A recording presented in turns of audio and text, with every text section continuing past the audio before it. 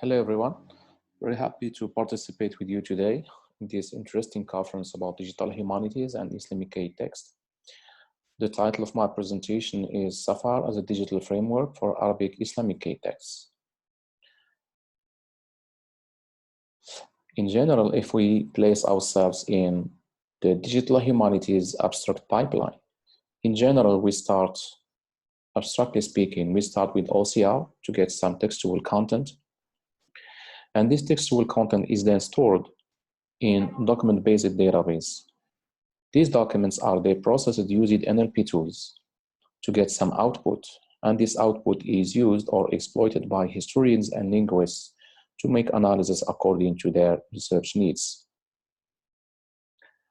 On the other hand, when we talk about NLP processing, it is important to divide or to categorize the kind of tools we are using. So at the very basic level, we start using individual tool, which means one tool, one software, one program that is used individually. Some research groups then develop multiple tools, and then they group them inside a toolbox, but these tools remain separated. Sometimes research groups provide us with pipelined tools, which means the input or the output of one tool represents the input of the next tool, so on and so forth. It could be either also a platform, which means these tools are no longer separated, but they are homogeneously structured within the same platform. The best architecture we know is what we call a framework. A framework contains different layers according to the language level we have. So for example, morphology, syntax, semantics, so on and so forth. At the same time, these different tools could be exploited or used individually or as a pipeline, or they could be combined according to the need of the analyst. Also, these different tools can be used as an API to develop a new tool. So we don't have only these different tools, but we can develop new tool that could be also exploited. So actually, SAFAR, it is an NLP framework for Arabic textual documents, which means we have different tools, but we can also develop new tools. SAFAR stands for Software Architecture for Arabic. We have started maybe almost 15 years ago, and our philosophy from that time was to integrate, and is still to integrate, all what we find as freely available tools for Arabic textual documents or processing. We integrate not only tools, but we also integrate language resources. So it is maybe one of the main features of SAFAR. Most of the tools don't integrate, or framework don't integrate resources, but this is what we do. In addition to this, we also develop tools or language resources when we notice that the available ones are not satisfactory. Of course, we provide this architecture to be exploited not only by computer scientists, but also by non-computer scientists, since we provide web interfaces and other types of interfaces. So the architecture of our platform is as follows. You have the different levels of the language, morphology, the syntax, and the semantics. We have different resources containing lexicon and corpora, and we have some utilities that are used most of the time to pre-process the text, such as tokenizing or sentence splitting, or let's say normalizing the text, etc. All these different tools could be combined, not necessarily in a pipeline, but according to the needs, to develop a new applications. It could be machine translation, it could be summarization, so on and so forth. And all this is considered as an API, which means the computer scientists can develop and combine all these to develop new applications. And then different users can exploit this API or this architecture. So it could be the API, it could be a graphical interface, it could be web application that we are going to focus on today, but also it could be web services. So, as I previously said, we integrate all what is freely available and we develop new ones when it is necessary. So from the beginning, we have done some literature review and we found different tools that are available. So for example, you can find different stemmers, you can find different morphological analyzers, syntactic parsers, and we take all what is available and we integrate it inside our framework. In case we notice something is not available or is not satisfactory, then we develop a new tool and we integrate it also. It is open, of course, to anyone that would like to develop a tool and integrate it within our framework. So here we have a list of all what has been developed so far and integrated within our platform or framework. So you can see, for example, the morphology. You have different analyzers, you have lemmatizers, you have stemmers. And you have, for example, at the syntactic level, you have parsers, you have part-of-speech taggers. You have also some utilities, all those very small pre-processing tools that you need to pre-process your text. And also we have integrated machine learning and deep learning libraries such as HMM, language modeling tools, etc. Computer scientists may understand what I'm talking about, but all these kind of libraries, we have integrated all these, some of them, and others could be developed also. FastText as deep learning library. Also, thanks to all what has been developed so far or integrated, we were able to develop some simple applications that I'm going to show later on. We have developed or integrated also some resources, lexicon and corpora. I'm going to show the use of some of them later on also. So suppose now how we could exploit this, how we could use it. Suppose as a historian, we would like to have a web application to classify a collection of documents. So we could have collection of Islamic documents and you would like to classify them according to your need. Okay, so you need a web application. And so in conjunction or joint work with the computer scientists, you decide that would like to have a web application. This web application will contain a classification tool, and to develop this classification tool, you will need to normalize, to remove the stopwords, to stem your text, to check in the dictionary, and to do some classification using the Weka library. So you can see that what we are going to do, these different tools with the numbers will be picked up from what is available. So here we are going to pick up the normalization, we are going to pick up the removing of stopwords, we are going to pick up from here the stemming, etc., etc. So we are going to check in the resources, we will use the Weka, and then we will be able to combine all these to develop the application of classification, and this classification will be embedded inside a web application. So let's take a look at what is provided in SAFAR. So you go inside this SAFAR website and you go to SAFAR Web as an online demo of what is available. So first of all, we talked about normalization. So here I input one text. It is a very famous hadith which says إِنَّمَا الْأَعْمَالُ بِالنِّيَّاتِ وَإِنَّمَا لِكُلِّ امْرِئٍ مَا نَوَى, etc. So you select your normalizer. You ask to delete the diacritics and delete your punctuation marks. When you click on normalize, you get the output here. The next one is removing of the stopwords. So I input here my text, I click on analyze, and then you can see that I get the stopwords with a different color to show that I can know exactly which among my texts are stopwords and those are not stopwords. Then we can use stemming. So as an example, I take the same sentence, I choose one of the available stemmers here. I click on stem, and then I get the stem of all the words I have in my sentence.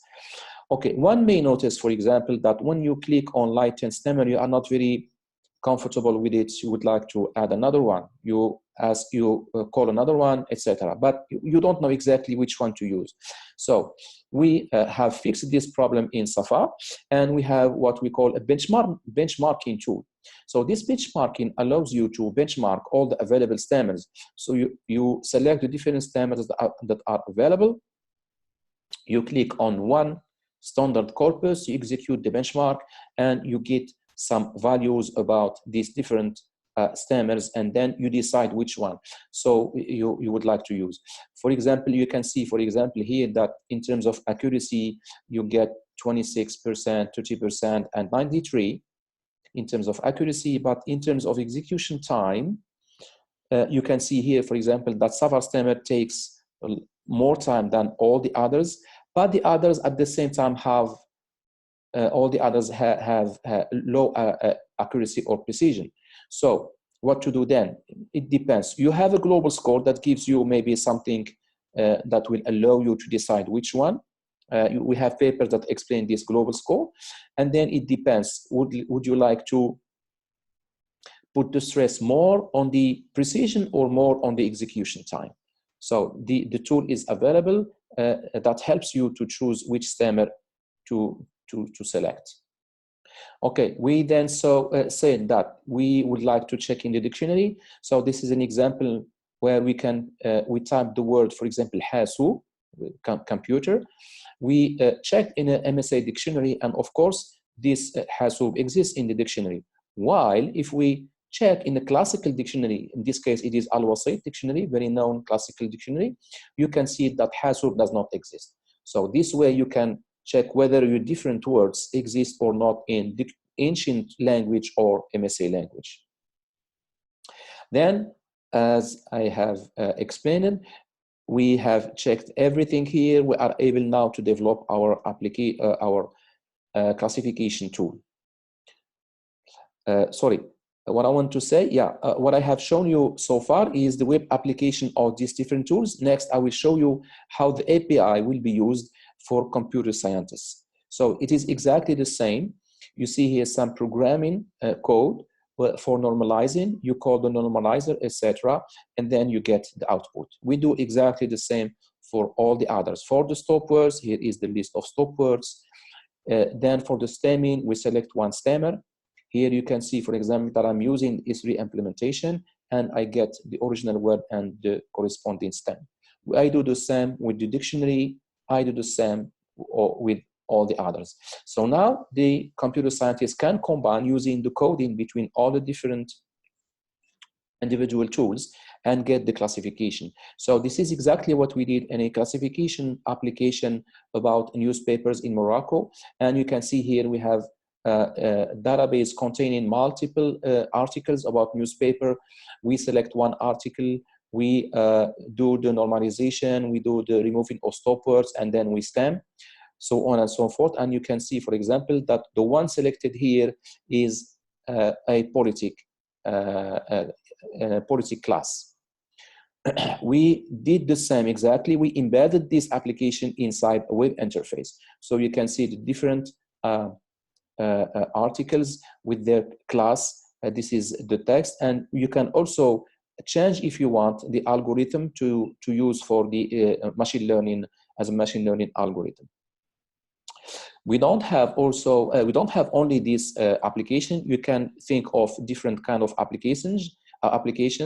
One, an interesting one, as you can see, it is called keyword extractor. So you select one corpus containing multiple documents, containing multiple texts. What I did here, I selected the Islamic topics, which is available in the NEMRAR corpus, very known corpus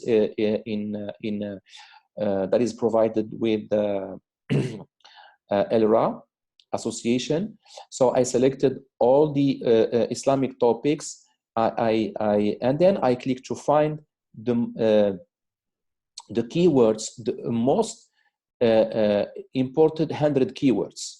Okay, so it gives me the list of keywords, and then what it does, it lematizes. So for example, you can see here that I have the word qala, and I have the word faqala, and then it is lematized to qala, etc., etc. So finally, the most frequent and interesting keyword that exists in my corpus is, for example, this one. Of course, it's not necessary to have 100, but I can, of course, decrease the number to have, for example, only 20 or 10 and get, for example, the most important 10 keywords in my corpus. I have also another application which does the syntactic and morphological analysis. I input one sentence here. I select one parser. It could be Stanford or Farasa. I got the syntactic output, and then I choose among the available ones, and for which I would like to have the morphological analysis. Another interesting application is also the summarization. It is a very light summarization, but you provide your text here, and then you get the summary, very light summary about all what is said in this application, in this text. I'm almost done here. I would like also to say that we have a list of other examples. If you go in our website, we have a YouTube channel, and we have a contact and report packs form where you can report any bug or you would like to get in touch with us. I would like to say also that our framework has been used so far from almost 50 countries, and it has been used mainly in research applications by universities around the world.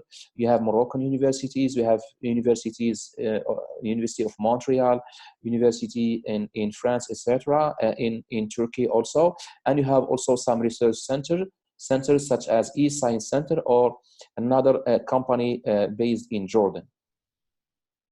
You have a list of references that you can get from our website. As a conclusion, what I would like to say, don't consider SAFAR as one tool. It's not neither a set of tools, but it is a framework for Arabic NLP, which means you can combine. So how you can use it, you define your need, and then you pick up from all the available tools that already are integrated within the platform, and you test between these different tools to see exactly which one best suit your needs, and then you combine between the tools to get your application. You can also participate in SAFAR if you want. You can develop your own tool and then integrate it inside SAFAR, and then you once you integrate your project or your tool inside SAFAR, you can get a new SAFAR in which you have your tool and all available tools, etc. So it is flexible, and you can combine according to your needs. If you get inside our website today, you will find version 2, while we are preparing now the third version, the third release that will be released, I hope, after this pandemic we are living with today, or living in today. So hopefully during the summer we will release our third version. Thank you very much.